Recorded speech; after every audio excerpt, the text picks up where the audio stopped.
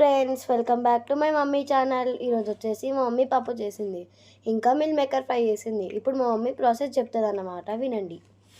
Friends, ఎప్పుడు mill మేకర్ని ఎప్పుడు ఒకేలా కాకుండా ఇలా ట్రై చేయండి. కొద్దిగా నానబెట్టిన మిల్ మేకర్ని ఒక కడాయిలో కొద్దిగా ఆయిల్ వేసి ఈ మిల్ మేకర్ని వేసి కొద్దిగా ఫ్రై చేసుకోవాలి. ఫ్రై చేసి పక్కన పెట్టాలి. ఈలోగా చాపర్లో కొద్దిగా పచ్చిమిర్చి అలాగే ఉల్లిపాయలు అయితే వేసి చాప్ చేసుకోవాలన్నమాట. ఇలా చాప్ చేసుకోవడం వల్ల టేస్ట్ బాగుంటుంది అనమాట. ఇలా అయితే ట్రై చేయండి, ఇది నిజంగా చాలా బాగుంటుంది టేస్ట్. ఈలోగా అయితే మళ్ళీ కడాయి పెట్టి కొద్దిగా ఆయిల్ వేసి మనం ముందుగా చాప్ చేసుకున్న ఆనియన్స్ని పచ్చిమిర్చిని వేసుకోవాలి. తర్వాత రుచికి సరిపడినంత ఉప్పు, తర్వాత పసుపునైతే వేసి ఇలా కలుపుకోవాలన్నమాట.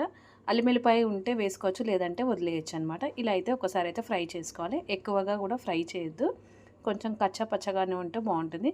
ఇవి మిల్ మేకర్ రౌండ్గా ఉన్నాయి కాబట్టి దీన్ని కీమా టైప్ చేద్దామని అయితే మళ్ళీ వీటిని కూడా చాపర్లో వేసి అయితే కొద్దిగా ఒక్కసారి అయితే చాప్ చేశాను. ఎక్కువ చాపింగ్ కూడా చేయలేనమాట.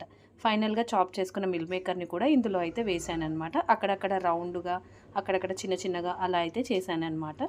ఫైనల్గా అయితే ఇలా మిల్ మేకర్ని కలుపుకొని మళ్ళీ కావాలంటే ఒకసారి టేస్ట్ చేసుకొని రుచికి సరిపడినంత ఉప్పు వేసుకోండి. ఈలోగా ధనియాల పొడి, కొద్దిగా నిమ్మకాయ రసాన్ని కూడా వేసుకుంటే పుల్లపుల్లగా కారం కారంగా చాలా బాగుంటుంది అనమాట. ఇలా అయితే మీ పిల్లలకు ట్రై చేసి పెట్టండి, చాలా అంటే చాలా బాగుంటుంది. ఆల్మోస్ట్ పిల్లలందరికీ కూడా మిల్ మేకర్ ఇష్టమే ఉంటుంది.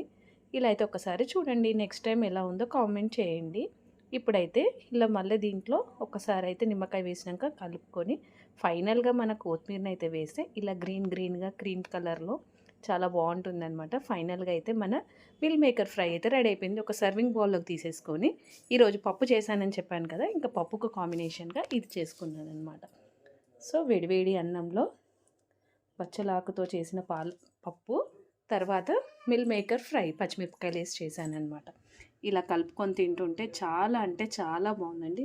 నిజంగా ఒక్కసారి అయితే మీరు అందరూ కూడా ఖచ్చితంగా ట్రై చేయండి, బాగుంటుంది. ఈరోజు పప్పు కూడా చాలా బాగుంది, ఇది కూడా బాగుంది. నచ్చిందా? లైక్ చేయండి, షేర్ చేయండి, సబ్స్క్రైబ్ చేయండి.